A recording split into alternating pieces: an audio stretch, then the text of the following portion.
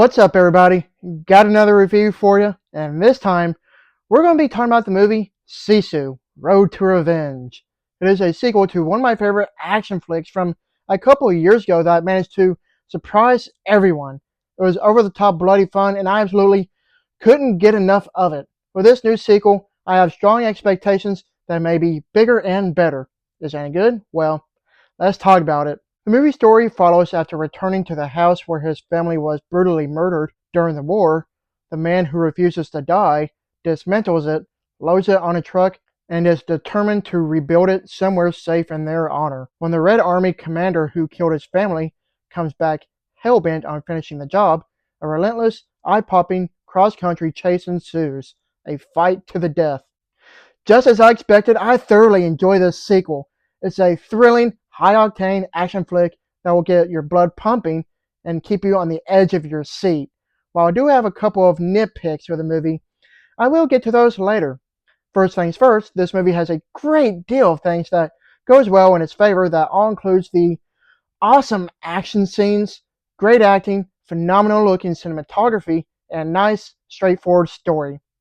All the many grandiose action set pieces is easily the best thing about the movie.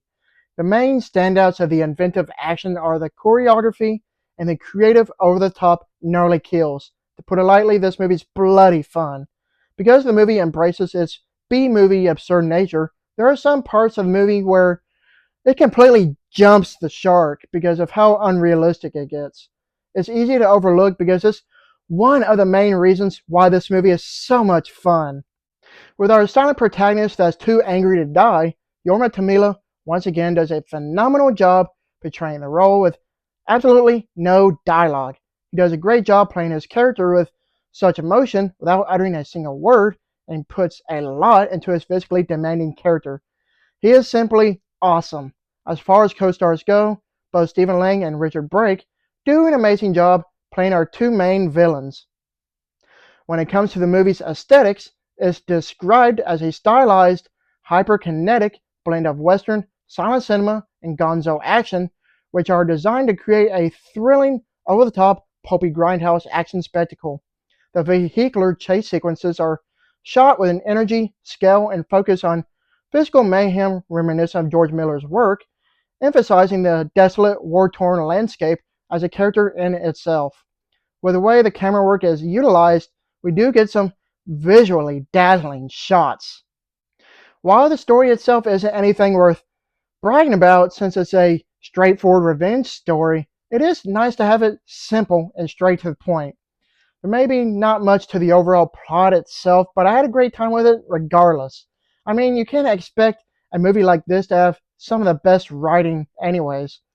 We do get a hint of character development for our silent protagonist this time around, but it is thin, however.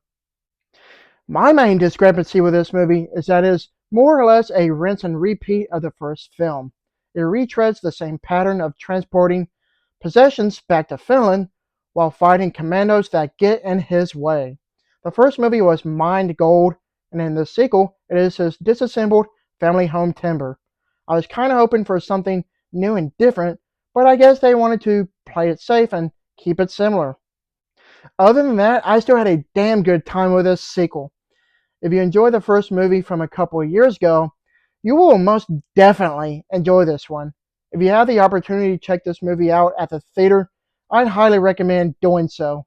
You won't regret it.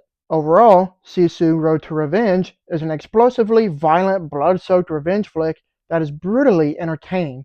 While it's nothing absolutely groundbreaking, there is still plenty of enjoyment to be had with it. The movie is super fun and all, but it does leave some room for improvement. I give this movie an A-. Thank you for watching, and don't forget to like and subscribe to my channel. Keep up my real reviews.